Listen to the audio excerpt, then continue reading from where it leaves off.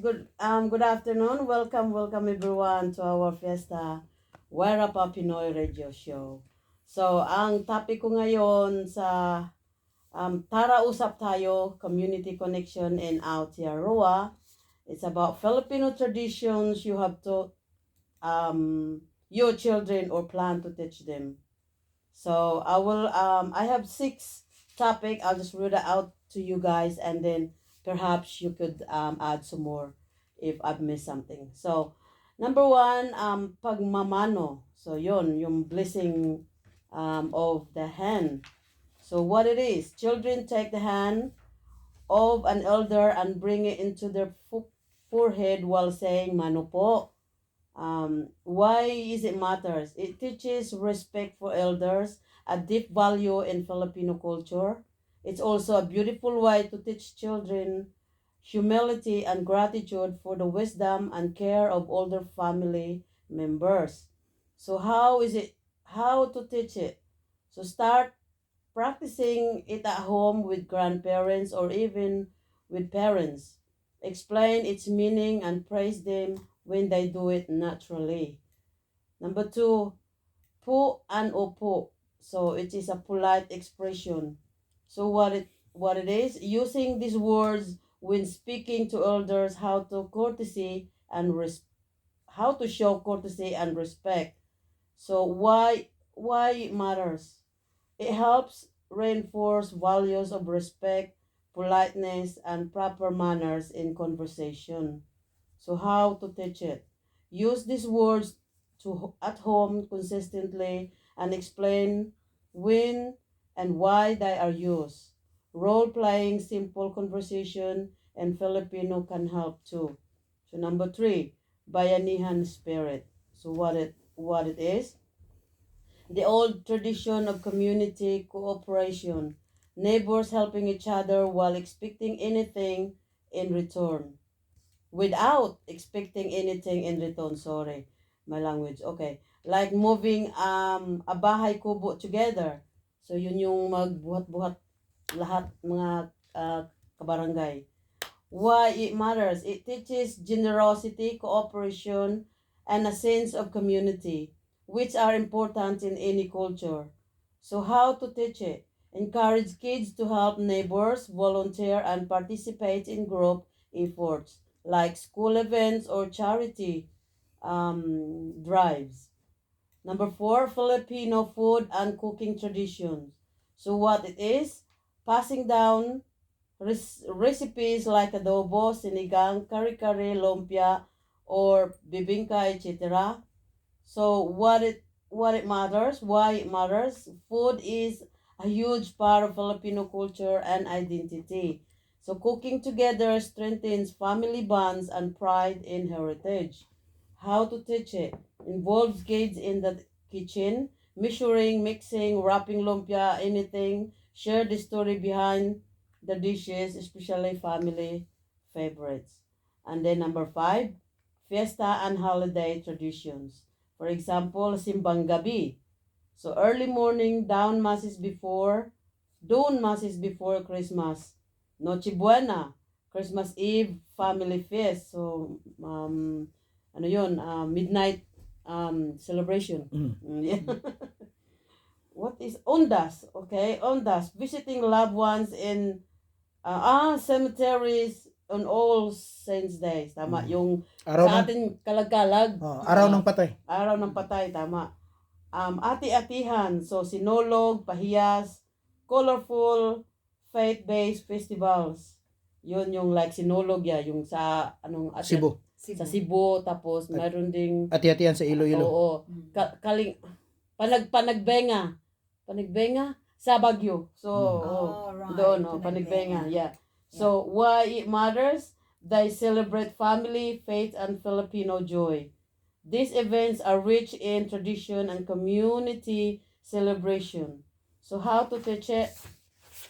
Celebrate these occasions at home, even in small ways, making a parole, attend mass, cook traditional food, or share stories about how these are celebrated in the Philippines. Now, the last part, Filipino language and Proverbs. So, salawikain. Mm. Is that how you say it? Yeah, sa weekend. Salawikain, okay. Mm. Why it matters? Language carries culture, identity, values, and wisdom. Proverbs like, ang hindi marunong lumingon sa pinanggagalingan ay hindi makakarating sa paroroonan. Yeah. Okay, so teach life lessons. Yeah. How to teach it? Use a Tagalog or other Filipino language during daily routines, bedtime stories or songs.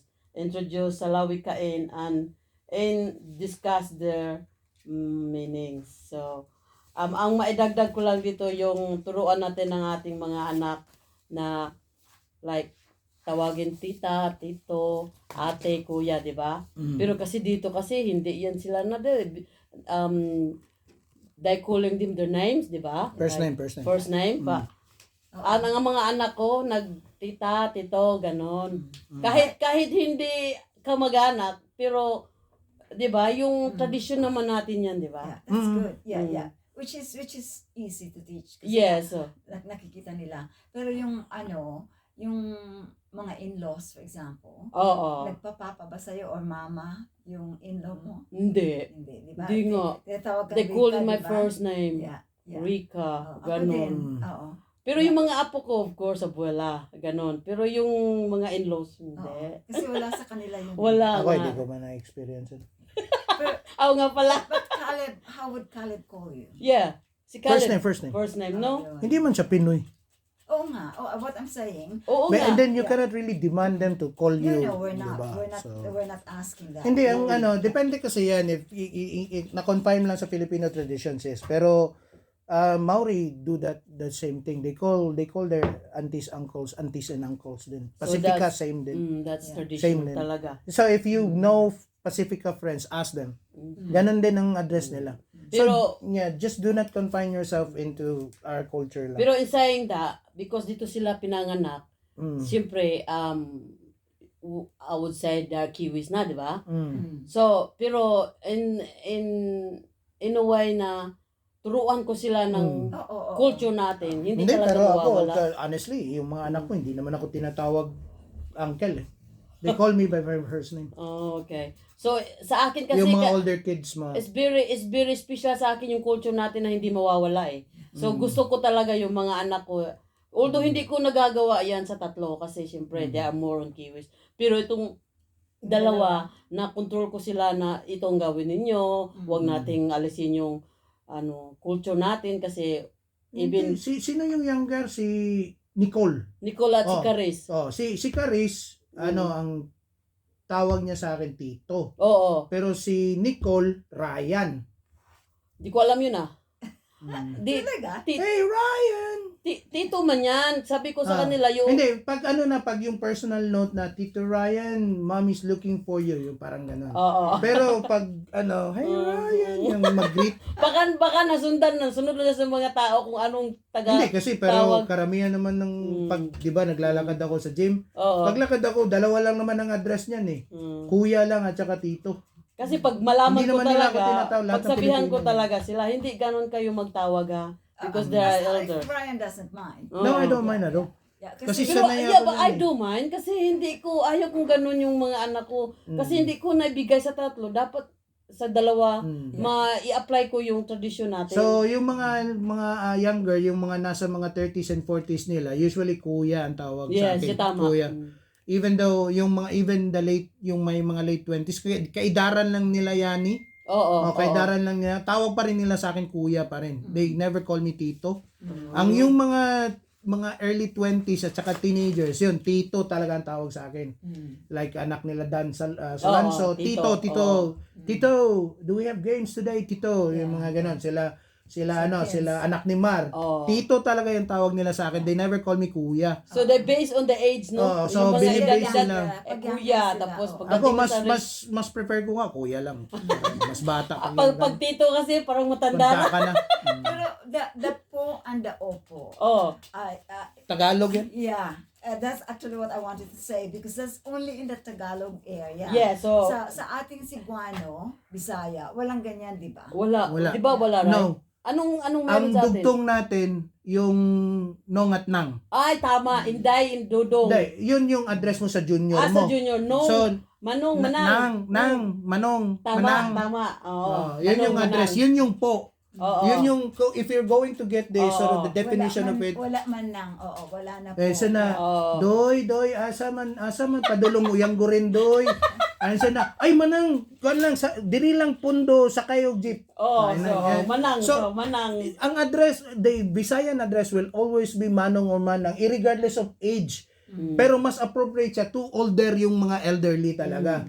Pero sometimes when you feel na parang mas younger or kaedad mo lang yung Kayso, kausap mo. kausap mo sa Bisaya, this is Bisaya, I'm not referring to Tagalog, sa Bisaya, ang address nila either ay kuya or ate Oo. or sir or ma'am. Sir or ma'am. So pero wala yan silang po and opo. It's only in Tagalog speaking So Filipinos. sa Tagalog, even if the age is the same or they're even older, do they still use po? No, Because normally you only use po pag you are addressing an older person. An older person. Yeah. Or Pero yeah. Pag equal kayo or you're younger than the person you're addressing, Ano ho? Mga ho siguro. Hindi, yun. ang ho is you're older another. than the person that Another you're No, addressing. depende din kasi yan how the older person would reflect on. Kasi minsan if it is a relative, pag yun na tito, saan po yung toilet? O, saan po yung toilet? Tapos ang sasagot ng tito, ay anak, dito po. They because they want to continue the legacy of Yeah. addressing the po. Ginagamit Oo. na lang din ang po sa mga younger Even one. though they're younger. Yeah. Pero Just to model the model, the response. the response. Kasi po and opo. So, ang opo is basically the word yes lang naman yan. Eh. Mm. Ang po is just a conjunction. Muragog. So, kung sa Bisaya pa ba? Ubaw. No. Ubaw gyud. Uban pud si Rika. Pud. Uban Upod. po. Upan pud na. Yun, meron mga dugtong tapos sa Ilonggo, gid. Oh, gid. Wala gid. It's similar to that but ang kanila is may accompaniment of respect. Yeah. Yung sa other dialects parang lang yan yung notation lang. Kung sa English pa yan, lalo na sa bagong generation, ang sagot diyan, yeah bro. Mababae ka o lalaki ka, yeah bro. Yeah. Babae ka tapos tatawagin kang bro. Oh. I'm not your bro. Na, yun yung kasi minsan ang anak ko yung bunso. Sabi, yan siya na. Na, bro. Ako ina-address niya akong bro. I don't see it as a disrespect. That's how ang expression lang. Yung bunso. Yung bunso, si Rene. Talaga? Yeah. Sometimes she Na, bro. Ganun yun siya. Come on. Yan, ganun. And then, kung sila magkapatid nagsasagutan sa harapan namin, yan, bro pa rin, bro. Even though, technically, the word bro addresses a man, pero with gender, with gender neutrality na bro addresses everybody. Whether you're old or young. So, don't get offended if somebody calls you bro. Kasi yun na kasanayan Hey, bro. siguro. Oh. Yeah. Yeah, excuse me, bro. Yung dadaan sa mall, sa pedestrian, Yeah. nakatayo ka, tapos dadaanan ka ng kiwi na bata. Tapos, excuse me, bro. Huwag kang ma-offend dahil babae ka. That's gender bias. Yun. So, ingat lang. It's good to know. Yeah. Hindi, kasi syempre, I can understand yan. Kasi, ang tagal na natin dito eh. And then, you have adopted a particular practice na hindi masyado nasisway pa. Kasi may bias nga. So, those are the things. Pero most of the dito sa sa traditions mo na we can nagagamit talaga natin itong Filipino food. Filipino food. Yeah. Kasi yung mga anak na even though they don't speak Filipino anymore, pero pag pinakain mo ng adobo, kakain talaga yan. That's a definite. All my kids love adobo. Pansit Canton. They also cook it. Yeah. So, hindi talaga maalis yung pagkain No, natin. yung pero itong fiesta and holy traditions, hindi na lahat Hindi na naglahat sumusunod nito. Hindi kasi ito most like undas. I'm not really sure whether you practice undas. No, you don't. No. Not here particularly, Hindi, pero hindi. in the Kayo Philippines. in the there is. Philippines. No, kayo ba? Kayo. It's No, because this is I don't religiously really practice. driven eh. Yeah. Yeah, This is the- Catholic driven. It's Catholic driven. Ati-atihan, sinulog. They're all Catholic driven. They are Catholic driven. They are too. So, ano yan siya, in commemoration of the Black Nazarene, yung mga ganun. So, pahiyas. Kung gusto mo, yung mga anniversary. Oo. Yung Kadayawan Festival ng Davao, yung ano, Tsaka yung panagbenga ng pinagbenga ng Bagyo. That's not, Parang Kadayawan yun. you know, di yung ba? ano yan siya, it's a festival celebration Yeah. of the land, Of not the- of faith. Oo. No. Oo. Kasi sa Cebu, di ba, faith yun? Yung sinulog, Yung sinulog. Oo, no? Nasa faith yun. yung nasa rin yun, yung makita mo yung Pero itim meron na- din silang mga sayaw-sayawan yung panagbenga sa daan. Hindi, ganun yan. Kadayawan may sayawan din. Yung Kasi ano, like any other It's Philippine, not it's celebrating. it's It's not not a religious. just celebration. Oh, okay. It's a It's- bounty celebration bounty or harvest celebration. celebration. That's right. Yes. Harvest celebration. Harvest celebration So, yun yun na siya. nga, naalala ko panagbenga pala yun. And then Proverbs, Filipino language, ewan ko dito. Kasi lagi na natin ito pinag-uusapan, napapagod na ako. Oh, Sa totoo lang. yun lang yan, lumabas. So anyway, wala na bang maidagdag sa mga topic? I think maganda yung yung Filipino food and cooking. Indeed. Like lumpia. Mm. Yeah, lumpia. Tapos, Itong ito, probably this is the most strongest legacy that we can leave our children. Yeah. Mm. Pagmamano. Pagmamano. Lalo na doon sa mga maliliit. Kasi nga yung mga sa church, for example, pag nakikita ko yung mga bata na 14 years old and below, they're really actually nagmamano. Hindi, depende kasi sa parents yan. Which is good. Minsan kasi, katulad yan, yung mga anak ni Mar, pag nakikita talaga ako, Nagmamano talaga. automatic talaga yan. Sila yung kukuha ng kamay. Hindi katulad ng mga ibang bata, ng ibang mga Pinoy dito. Siyempre, considering that senior na ako, and then yung matagal na rin ako dito, there's that level of authority, right? Na in their perception. Pero para sa akin, equal lang naman lahat. Na taon lang na ako ngayon ang andito ngayon sa harapan, parang ganon. Oo. Pero minsan meron ako nakikita yung peso, mano, gaganunin ng parents. Ako, Yun, ganyan ako. mano. Kasi Ganon. makalimutan nila. Kasi yun nga, so meaning, I said, yeah, that's absolutely fine. Tapos ako meron din akong bias dyan sa mano. Kasi hindi naman piniperform sa Bisaya yan, that's Tagalog eh. Oo nga, wala So, sa akin yan. hindi meron sa kasi Hispanic yan siya na practice. So, ang ginagawa ko lang pag babae, at pag maliliit, mababae, lalaki below 10 years old yan, pinamamano ko yan para masanay. Pinamamano ko. Minsan nga kung halimbawa hindi sinabihan ng tatay na mano ka o ng nanay. Ako mismo inaabot ko yung kamay ko para mapilitan sila ba. Ako din eh. Pero ang ano lang pag teenager na, yung mga 16, 17 katulad nila Ezekiel, tagal na. sila sino pa itong mga teenager. Ang sa akin katulad ni Ezekiel, aabutin niya yung kamay ko eh. Magmano man yan yung anak ni Boyet sa akin, magmamano yan. Sabi ko, hindi, matanda ka na. Hansik na lang. Kasi lalaki. Pero kung babae, katulad ni Paula, for instance, Paula, she's already in her 20s. Pero pag nakikita kami, nag-aamin talaga yun. She's already in her 20s. So, it depends on the parents' ability to teach them those traditions. Yun yung pinakamalakas na pwede talaga nating ipamana. Oo, tama. Yeah. Ewan ko lang kung aabot sa apo sa tuhod. Yan ang malaking tanong. So yun lang po sa akin. At bago po ako magtapos, shoutout lang po ako kay Yeye, si Rochelle Perales. Nagkasakit siya, kaya siya hindi Nakapunta. punta sa party ni Ate Ame. So, get well soon, Ye, and I will see you when I can. We'll visit you soon. Alright, so mag-rest ka. So yun lang po, and back to you, Ate Kin. Thank you. Okay, thank you for that, Rika. And I hope you'll get well soon. Yes. Okay, song break tayo. And we were talking about Filipino food. So let's have this as our song for today. Kutsinta. Oh, nice. Oh, kutsinta. Kutsinta. By Tooth Happy. So, Yeah, sarap yun. Dami kutsinta last time. Oh, may dami. kutsinta ba nung Sabado? Yeah, ang dami. Dami pagkain. Daming pagkain. Here we go. Kutsinta by Tooth Happy. Dami. Marami din pagkain doon, te, sa shower party. Wala masyado. Hindi. Kasi konti lang kasi. Ang dami sabay-sabay na events eh. Yung birthday ni... Kailani pa. kay Lani, yung house blessing ni Lani, birthday ni Derek, Derek ni ano? Des? Marcia, Mm. Oo. Marcia. Wilton. Oh, si Denzel. Ay, Derek, Si Denzel Denzel, pala. oo. Sorry. Oo. Denzel. Tapos, Oo. yung kay Jason, Mm. kay May. Baby boy sila, after 15 Tapos years. yung, ano pa yung may mga okasyon this weekend, yung dumaan. Oh, si ano, anak Kalani. Hindi, yung kay Granada. Ay, birthday ni ano, ni anak na Richie Ann, si Hana. Ana, anak na yung, Oo.